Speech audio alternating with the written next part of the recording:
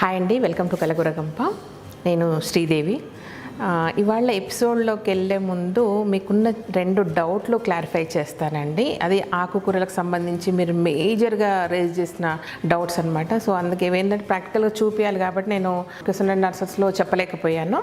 So తెల్ల గర్జేల కూరను క్లియర్గా చూపించమన్నారు లీవ్స్తో. సో ఇది తెల్ల గల్జేరండి. ఏదైతే మన కిడ్నీకి సంబంధించి అన్ని రకాల ప్రాబ్లమ్స్ని క్లియర్ చేస్తుంది. ఇది తెల్ల గల్జేరు అండ్ ఇది ఎర్రది అనమాట. దీంట్లోనే ఎర్రది.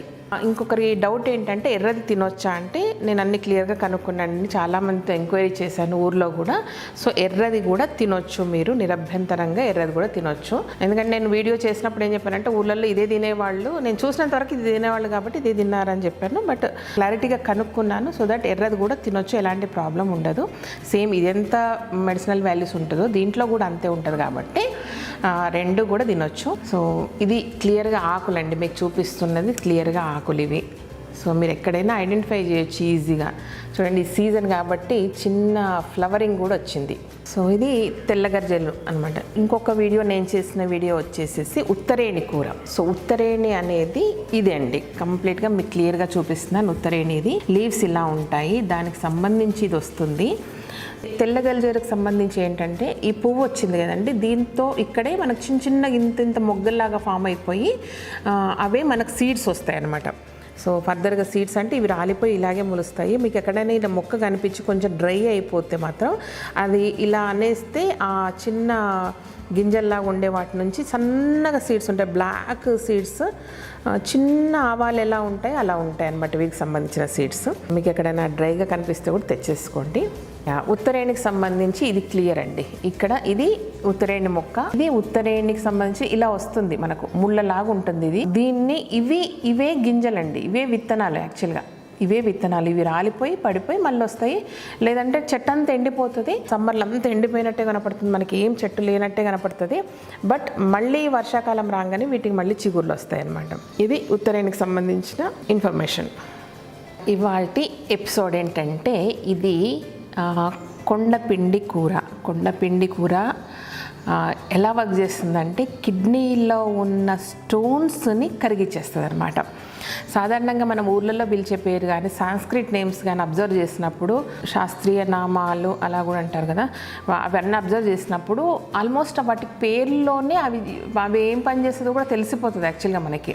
సో ఇది కొండల్ని పిండి చేసే కూర అనమాట. రాళ్ళను కూడా స్టోన్స్ని కరిగిస్తుంది. ఒక చిన్న ఎక్కడో ఆర్టికల్ చదివాను అనమాట. అప్పుడు రాళ్ళు కొట్టి విగ్రహాలు చేసే ముందు వీటికి సంబంధించిన పసరును పూసి అప్పుడు వాళ్ళు ఆ శిల్పాలు చెక్కితే చాలా బాగా వస్తాయని చదివాను. అది ఎంతవరకు నిజం అన్నది నాకు తెలియదు, బట్ నేను చదివాను ఆర్టికల్లో, ఒక దాంట్లో చదివాను నేను అలాంటి ఇన్ఫర్మేషన్. సో ఈ కొండపిండి కూరను ఇవాళ మనం కూరగా చేసేద్దాము. అయితే ఇవన్నీ కూడా రోజు తినాలని చెప్పట్లేదు. ఎందుకంటే ఊర్లలో ఏం చేసేవాళ్ళంటే ప్రతి సీజనల్గా ఇప్పుడు పంట పొలాలకు వెళ్ళి ఏదో పనులు చేసుకొని రిటర్న్ వచ్చేటప్పుడు దారంబడో ఆటో పొలాల్లోనే కనిపించినప్పుడు క్యాజువల్గా తెచ్చి వండుకునేవాళ్ళు అనమాట. అంటే ఇయర్లీ కనీసం అంటే ఒక ఈ పర్ఫెక్ట్ సీజన్లో అంటే మనకు చిగుర్లు వచ్చే సీజన్లో ఒక 7-8 సార్లు 10 సార్లు తినేవాళ్ళు. దాంతో అది అయిపోతుంది అనమాట. ప్రతిదీ కూడా అలా తినడం వల్లనే వాళ్ళు అంత హెల్తీగా ఉన్నారు, అంత యాక్టివ్గా ఉన్నారు, అన్నేళ్ళు వాళ్ళ ఆయుష్ ఉంది. సో మనకు అన్నీ కనుమరుగైపోయాయి అనమాట. కరెక్ట్ చెప్పాలంటే ఇప్పుడు ఊళ్ళల్లో కూడా, పల్లెటూళ్ళలో కూడా ఎవరు తినట్లేదండి. నేను ఊళ్ళోకి వెళ్ళి నాకు ఇది తెచ్చిపెట్టమని మా వాళ్ళని ఎవరన్నా అడిగితే అమ్మ ఎవరు తింటున్నారు ఇప్పుడు పసరు కూరలు అన్నీ ఇలా జరుగుతుందనమాట. అంటే వాళ్ళు కూడా అసలు ముట్టుకోవట్లేదు. వాళ్ళు ఎంతసేపు ఏంటంటే సంతకి వెళ్ళాలా, లేదంటే పక్క ఊరికి వెళ్ళాలా, కూరగాయలు తెచ్చుకోవాలా, వచ్చేటప్పుడు నూడిల్స్ తినాలా, ఇలా అయిపోయింది మన లైఫ్ స్టైల్ కూడా. సో ఇది ఈ కొండపిండి కూరను మనము ఈరోజు చేసి చూపిస్తాను. ఇది చాలా హెల్దీ, చాలా చాలా పనిచేస్తుందండి. కిడ్నీ స్టోన్స్ కరిగేయడానికి చాలా పనిచేస్తుంది. అయితే 2 ఇందులో ఏంటంటే చాలామంది కన్ఫ్యూజ్ అవుతారు. ఇంకొక మొక్క ఉంటుంది ఇలాగే కనపడుతుంది. అంటే ఇది పువ్వు, ఈ వైట్ది ఏదైతే ఉంది పువ్వు అండి, ఇది ఆకులు. ఇందులో పువ్వు ఎంత ఉంటుందో ఆకు కూడా అంతే ఉంటుంది. బాగా లేత ఉన్నప్పుడే మనకు ఆకులు ఎక్కువ కనపడతాయి, బట్ అదర్వైజ్ ఇలా పువ్వు ఆకు కలిపి వచ్చేస్తుంది అనమాట. ఈ పువ్వు రాలి పడితేనే మనకు విత్తనాలుగా అయిపోతుంది. మనం ఏమనకూడదు. ఇక చూడండి ఎన్ని అయిపోయినాయో. ఇప్పుడు నేను మాట్లాడుతున్నప్పుడే ఇది అన్నప్పుడే ఇది చూడండి ఎలా రాలిపోయా. ఇప్పుడు ఇది ఏ కుండీలో పడేసినా మొలకలు వచ్చేస్తాయి అన్నమాట సీజన్లో. ఇవి గింజలు, విత్తనాలు. ఇవి విత్తనాలు.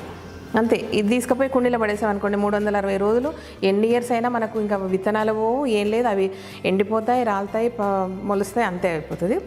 అయితే దీంట్లో చిన్న డౌట్ ఎప్పుడు వస్తుంది అంటే మనకు ఇంకొక మొక్క ఇలాగే కనపడుతుంది. చాలామంది ఇప్పుడు పువ్వు చూపించాను కదా, ఓహో ఇది కూడా పువ్వు ఉంది కదా, ఇది కూడా ఈ కొండపిండి కూర అనుకుంటారు. నేను అది కూడా చూపిస్తాను మీకు. ఇదిగో చాలామందికి ఇది డౌట్ అనమాట.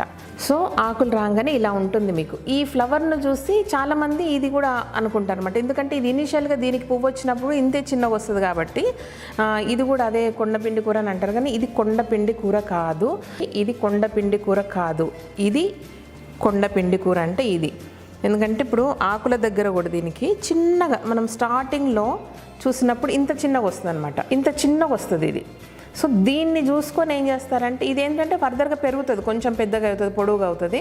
బట్ దీన్ని చూసి ఏం చేస్తారంటే చాలామంది ఇది కూడా కొండపిండి కూరనే అనుకుంటారు. ఇది కొండపిండి కాదు, ఇది ఒక పిచ్చి మొక్క అనలేము, ఏదో ఒకటి యూజ్ అయి ఉంటుంది, మనకు తెలియదు దీని గురించి.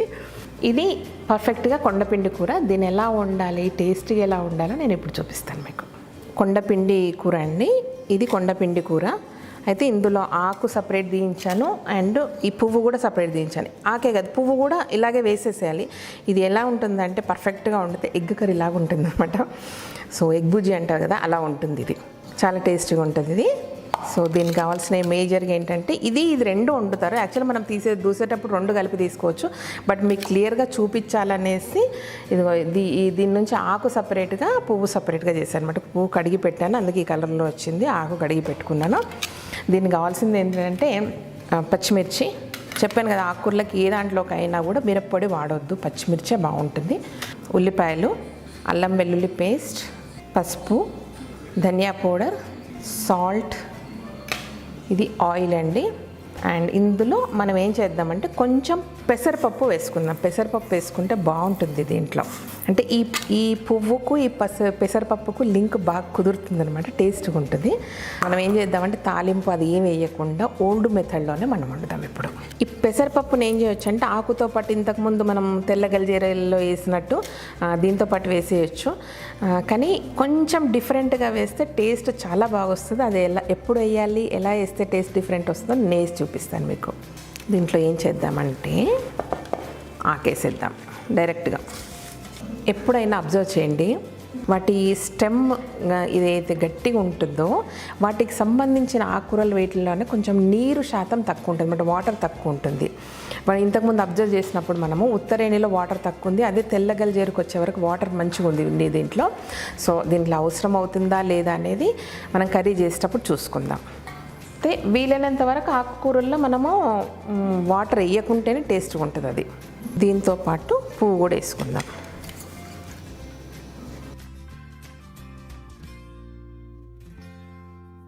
పచ్చిమిర్చి, ధనియాల పౌడర్. ఆకుకూరలో కొంచెం పసుపు ఎక్కువైనా బాగానే ఉంటుందండి. ఇది అల్లం వెల్లుల్లి పేస్ట్, ఫ్రెష్ వెల్లుల్లి, ఉట్టి వెల్లుల్లి అయినా బాగుంటుంది. సాల్ట్. దీంట్లోనే ఆయిల్ వేసుకుందాం. దీన్ని స్టవ్ మీద పెట్టేసేద్దాం. ఇప్పుడు మనం ఇందులో మనం పెసరపప్పు వేయలేదు, అది ఎలా వేస్తే టేస్టీగా వస్తుందో ఇది డైరెక్ట్గా వేసుకోవచ్చు, కానీ ఇంకొక డిఫరెంట్గా కొంచెం తర్వాత వేస్తే చాలా టేస్టీగా ఉంటుంది. నేను చూపిస్తాను అది. ఇది అవుతుంది కదా, ఈ లోపు ఏం చేద్దామంటే పెసరపప్పును సైడ్ కొంచెం ప్రిపేర్ చేసుకుందాం మనం. ఈ పెసరపప్పుని ఏం చేద్దామంటే జస్ట్ కడిగానంతే. దీన్ని ఏం చేయొచ్చు అంటే ఇలా వేరే దాంట్లో కొంచెం వేయించుకోవాలన్నమాట. వేయించుకొని ఆ కర్రీ అయిపోయే ముందు యాడ్ చేస్తే అది కొంచెం ఉడకకుండా ఉంటుంది, చాలా టేస్టీగా అనిపిస్తుంది అన్నమాట.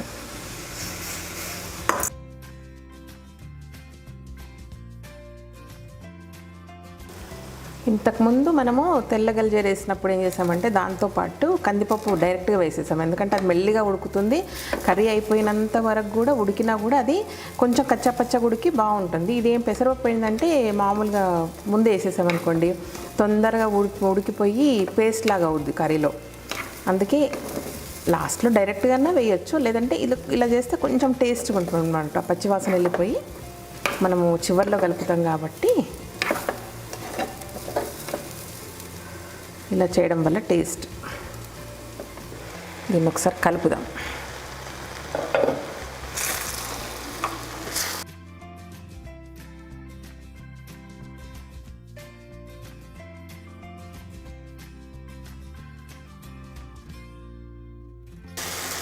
ఈ మనకు వైట్గా ఎల్లో కనపడుతుందంతా పూత.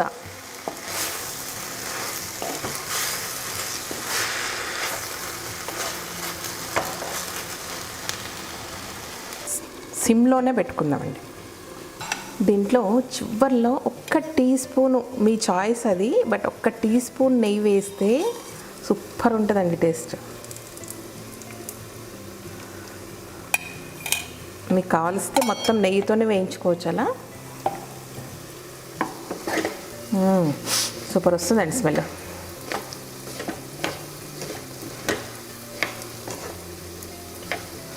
ఇది ఆల్మోస్ట్ అయిందండి. ఇది మంచిగా వేగే వరకు కర్రీ కూడా అయిపోతుంది. చూడండి, ఇది కొంచెం గోల్డ్ కలర్లోకి వచ్చేసింది కదా. ఇప్పుడు దీన్ని వేసుకోవచ్చు. కర్రీ కూడా మగ్గిపోయింది.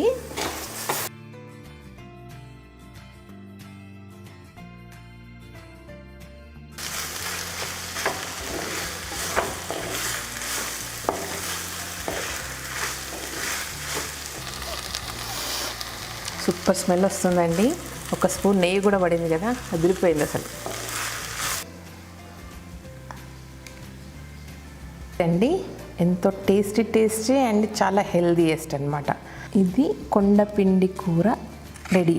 నిజంగా చాలా సూపర్ స్మెల్ వస్తుందండి. అది కొంచెం ఒక టీ స్పూన్ నెయ్యి కూడా వేసాక చాలా మంచి స్మెల్ వస్తుంది. దాన్ని కూడా చాలా బాగుంది కదా. సో ఇలా న్యాచురల్గా హెల్త్కి సంబంధించిన రెమెడీస్ అన్నీ ఉండినాయి అంటే వచ్చాక మందులేసి హాస్పిటల్స్ తిరగడం వదిలేసేయండి అసలు. ఇవన్నీ వాళ్ళు రోజువారీగా వాళ్ళ డే టు డే లైఫ్లో ఇవన్నీ తినడం వల్ల వాళ్ళకి తెలియకుండానే, అంటే అందరికి అన్ని మెడిసినల్ వాల్యూస్ తెలవాలని ఏం లేదు, తెలియకుండానే వాళ్ళు పెద్దలు తిన్నారు కాబట్టి మనం తిన్నాం కాబట్టి మన పిల్లలు తింటారు, ఇలా ఉండేదన్నమాట ఊళ్ళల్లో. సో అలా డే టు డే లైఫ్లో ఇవన్నీ కామన్గా తినడం వల్ల వాళ్ళకి అసలు ప్రాబ్లమ్సే రాలేవు. బట్ ఇప్పుడు ఏంటి, ప్రాబ్లమ్స్ వచ్చాక మనం హాస్పిటల్స్కి పోయి చేసుకుంటున్నాము.